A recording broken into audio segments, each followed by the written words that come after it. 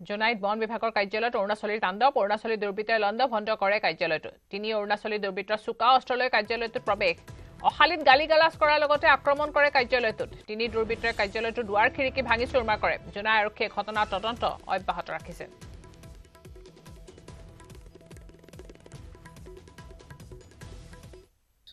প্ৰায় 4টামান বজাত আহিছে এল্টো এখন এল্টোখন এই চিলভাৰ কালাৰ আছিলে আৰু এইখন আহিছিলে পাছিঘাট চাইডৰ পৰা আহি ঠিক ৰখিছে আৰু আমাৰ ইয়াত ৰখি ঠিক পোহৰো হৈছে বাহিৰৰ লাইটটো অফ কৰিবৰ কাৰণে এইটো ৰুমত চুইচ আছিলে মই ওলাইছোঁ তেতিয়া দাও আৰু মানুহ এজন হাফ পেণ্ট পিন্ধা মানুহ এজন নামি অহা দেখি হুক নুখুলি পেলাই ভিতৰৰ পৰা চাই আছোঁ চাই থকাৰ পাছতে তেতিয়াই মানে হেৰি আমাৰ ইফালৰ মোৰ ৰুম থকা ৰুমটোৰ চাইডত এটা খালী ৰুম আছে তাৰ ভিতৰত লাইট জ্বলি আছিল সেই লাইট জ্বলি থকা ৰুমটোত চাই পেলাই দৰ্জাত গুৰ মাৰি পেলাই ঐ ছাৰ বুলি চিঞৰিছে চিঞৰি পেলাই আকৌ ৰাস্তাৰ ফালে ওলাই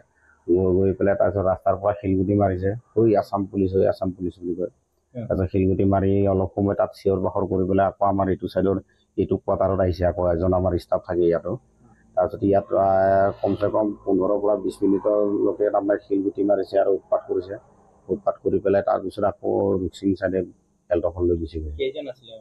এনে নামি অহাত এজন হাফ পেণ্ট পিন্ধা আৰু এজন লং পেণ্ট জিন্স পেণ্ট পিন্ধা আৰু স্পৰ্টিং পিন্ধা